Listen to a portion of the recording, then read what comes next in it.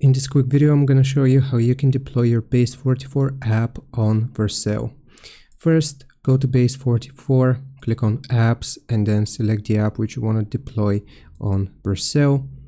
Once you have your app open, then we will need to click on the GitHub connection icon here. Now select Connect to GitHub. When you connect to GitHub, it is going to be moved to the GitHub repository.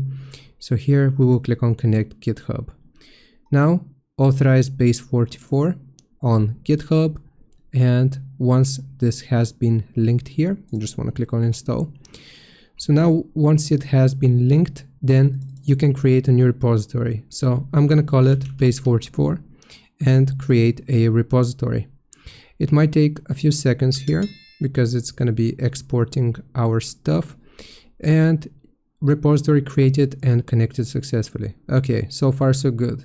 Now we will need to open up Vercel, and you will need to link Vercel to GitHub if you haven't done so already.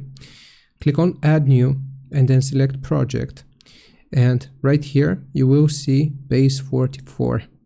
You just want to click on Import, and here if it is a valid app, you can just click on Deploy, and that is how you deploy your Base44 app on Vercel.